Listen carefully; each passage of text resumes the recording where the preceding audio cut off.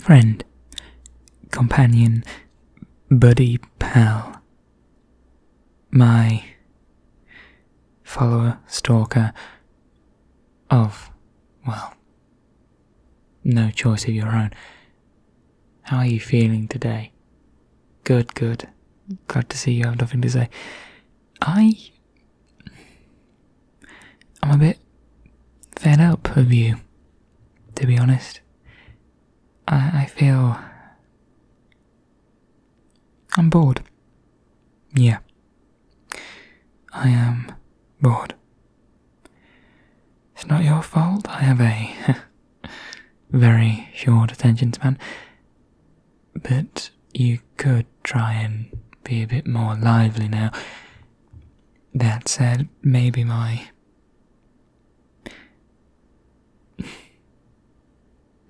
way of accommodating you isn't allowing you to be so expressive. But you are still rather dim. I don't want to accept that maybe you're out of charge, out of oomph. You look at me with no fight anymore, and to be honest, I don't like that at all. I like little anger in you, a little bit of rage, a little bit of fear.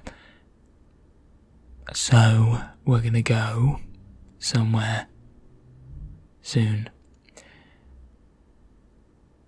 and I'm gonna let you run.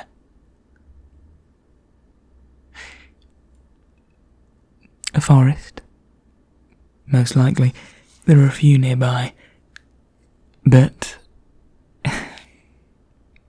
look, this is me really clinging onto strings, however you may put it. It's, I don't really want to let you free, even if it's in a controlled environment.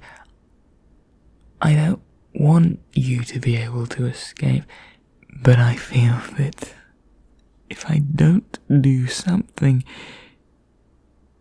well, the journey may be over for one of us rather soon. I shouldn't take much joy in that concept, but if you've ever been to a restaurant over and over again, you'll understand that you get bored of having the same meal, start saying, oh, what else is on the menu? I haven't tried that here. How's the fish? You know what, this time I'll branch out. On the menu have been a repetitive meal, very effective, very tasty in a sense. Of course, not in any literal sense, but it's come the time where I fancy trying something else on the menu. This is hard for me to admit because, frankly, it's none of your business. But, yeah, you've gone off a bit. I've gone off a bit of you. You're not the same kick you used to be. So, I'm thinking this run could be fun. But then again, it sounds a bit cliche. We could play a mind game. That said, I play enough of them with you as it is. So what do you think? You can move your head. Sure. Go on. Wibble it, wobble it. Oh, I sound ridiculous. I see that you feel disappointed in yourself. Good. Good, you should be really disappointed. I'm really disappointed in you too. So at least we agree on something. You know, back when I picked you up from that wretched home of yours, and I thought you were less than you are now. But that's a little bit contradictory, isn't it? Because what you are now bores me. So maybe the problem lies with me. Maybe I am interested in the fantasy, the concept of an interesting individual. Someone that maybe mirrors me, in a sense. Someone that maybe is my polar opposite, perhaps. Someone that follows patterns opposite to mine. Or is it more of a cat and mouse thing where I enjoy the chase? And eventually, the end of the chase. Or, no.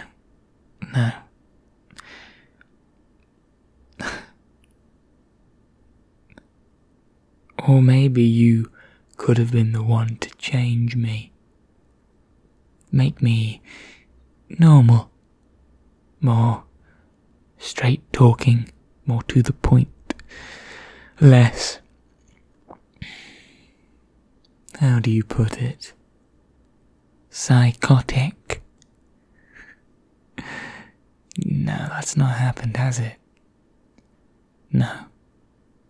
This isn't a novel. I am not a character written by an author with many tropes to follow.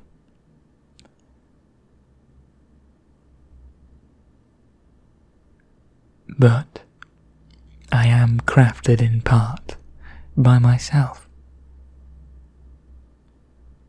I am a product of my own thinking. And my own thinking is a product of my own brain, my mind. And what's that a product of? Genetics. Mutations. I'm just a joke, aren't I? But so are you. So is everyone.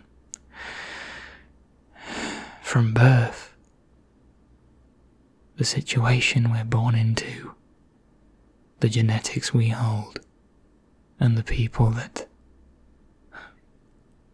tell us, passively or directly, how to think. And eventually, self-constructed, based on those prior constructions. So in reality, everything's meaningless. Which is why I guess you could say I'm a nihilist. I believe in nothing. What do you believe in? Fairies?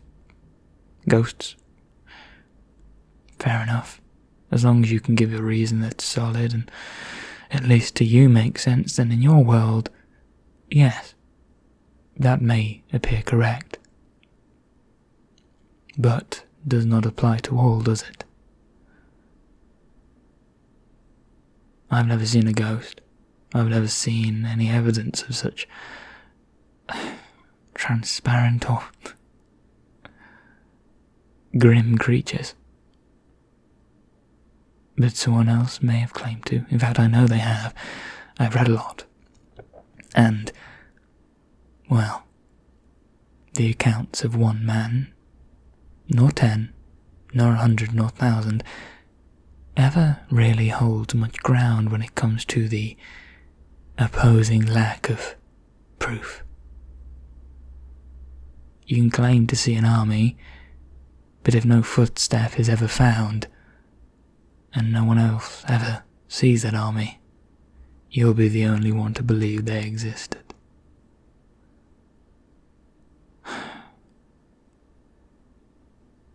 Why am I talking to you like this? What's the point?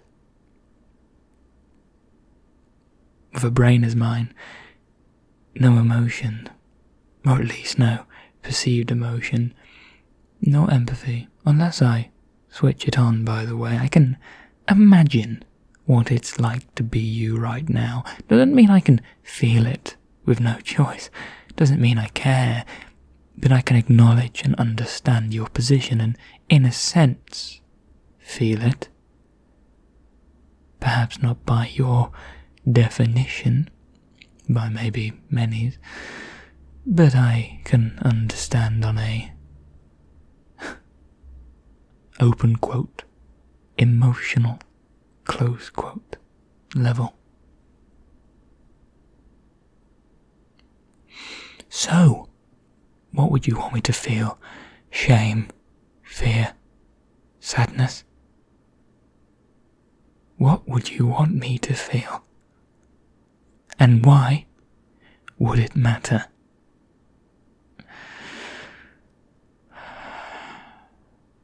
Oh, I feel you're more scared now than you've ever been before. Or maybe that's just a biological reaction. Maybe this is the opposite for you. Do you enjoy this? That would make you, well, what would that make you? Would it make you twisted? No. Sick? No, I don't think so. Lucky? Yeah, probably. You'd probably be considered lucky, wouldn't you? Well, lucky little prisoner. Do I scare you still? I scare me. So why shouldn't you be scared of me? Apologies, the pattern of my talking, it seems to sometimes lose its flow when I'm talking to you, looking in those rather hopeful eyes of yours. Say, has anyone ever commented on your eyes? They're quite unique. And by that I mean they're no different from anyone else's, because all eyes are unique. Did you know that? Of course, if two are the same, that's what we'd consider an anomaly. But, yeah. What I'm saying is you're pretty much the same as everyone else. I'm just, reasserting that concept upon you. I have to do it, you see, every week or two. You need to know your value is null. It's not even worth talking about. If I was selling products, you wouldn't even be worth putting on them.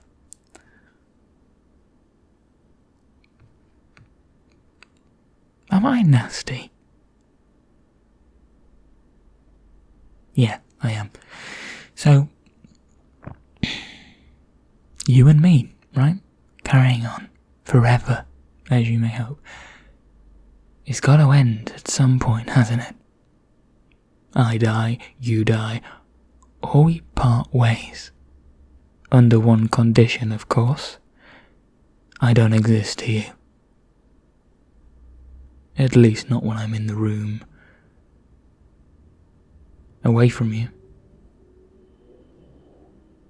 Just to clarify in case that seems somewhat distorted to you. If I'm not in the same room as you, I don't exist. If I'm in a room away from you, I exist, but to you I don't.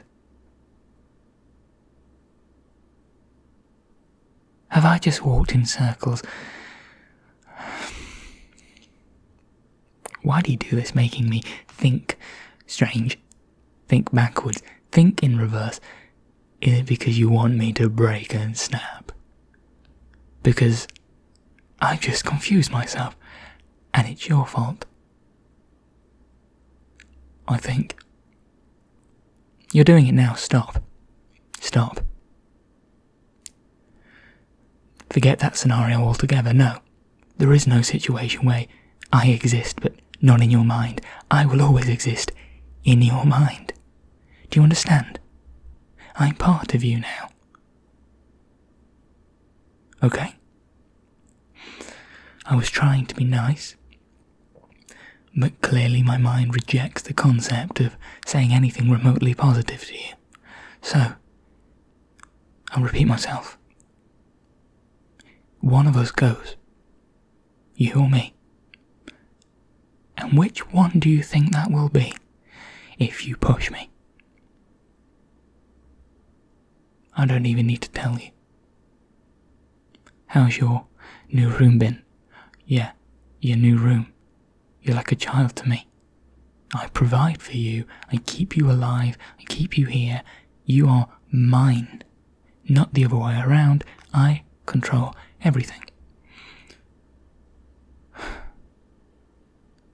Back and forth, back and forth. Is that how it's going to be forever? Because I'm tired of it. I'm tired of this. My mind is so distorted right now, with different concepts, different perceptions, different realities, you could say. I don't know whether I'm coming or going with you anymore. I don't even know who I fully am. You are the catalyst to my mind's own war, fighting its own battle against its own soldiers. If my mind was currently a fourth-dimensional object, it would be destroying itself where it stood. Antimatter and matter combined to create an absence of everything and anything. Or maybe you've not studied anything to do with quantum physics, quantum mechanics, physics in general. Of course you haven't. Of course you haven't. Have you even read? No. No, it doesn't matter. I'm not going to suggest anything. There are some great books out there. Great authors. I wish that I could have been like them once. And look at me now. No, I could still be like them. I could still be like them. My mind is more than capable. I assure you. Don't look at me with a blank face.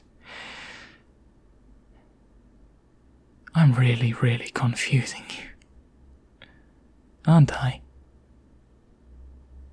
Or is this amusing to you? Yes, no. Say something. Try. Yeah. Sure. Whatever you just said. I can't hear you. Speak up. A bit louder, please. Are you ignoring me? Say something.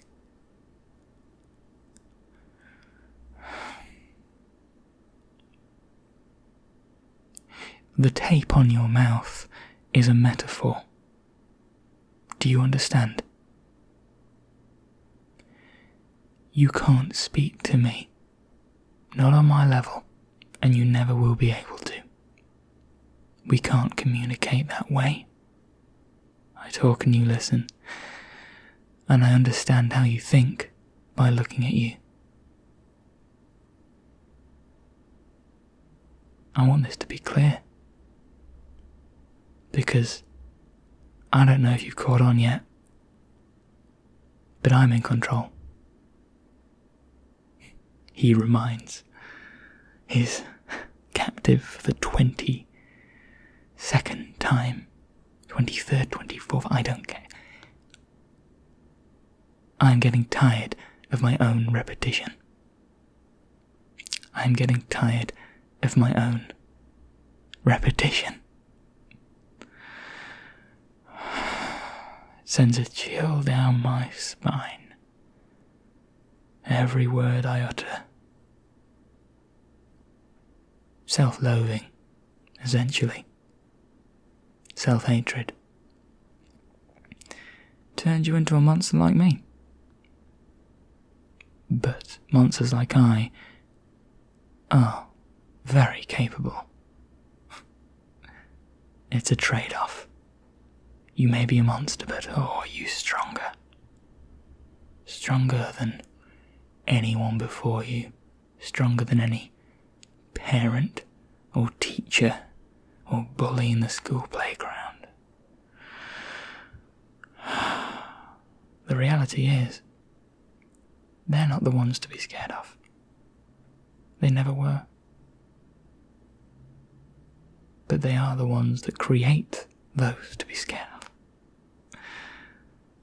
One drop of bad in them can create a nightmare of a person.